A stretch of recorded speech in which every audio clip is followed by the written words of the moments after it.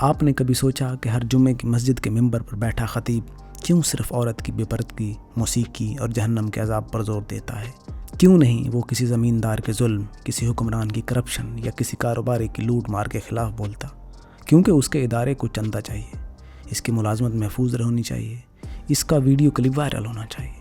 یہ مولوی، یہ واعظ، یہ مشہور اسلامک اسکالر ہمیں خوفزدہ کرتے ہیں، آزاد نہیں کرتے۔ وہ ہمیں سوال سے روکتے ہیں، سوچنے سے نہیں۔ دین جو شعور کا نام تھا، آج رٹا رٹایا ڈر ہے۔ اگر آپ نے کچھ پوچھ لیا تو یہ آپ گمراہ ہیں یا ملحد، گویا دین پر سوال کرنا بھی کفر بن چکا۔ ذرا نظر دوڑائیں، کتنے ایسے مدارس ہیں جہاں بچوں کو مار مار کر حافظ بنایا جاتا ہے لیکن ان کی زبان پر قرآن کا مفہوم نہیں۔ کتنے ایسے ادارے ہیں جو دین کے نام پر چندہ بٹورتے ہیں مگر اندر بچے بدحالی کا شکار ہیں۔ کتنے ایسے مبلغ ہیں جو ہر دوسرے دن کسی نہ کسی غیر ملک کے دورے پر ہوتے ہیں مگر اپنے حلقے کے غریب کا علاج نہیں کروا سکتے۔ یہ سب کچھ ہوتا ہے کیونکہ دین اب انسانیت کے لیے نہیں، پروڈکٹ کے طور پر پیش کیا جا رہا ہے۔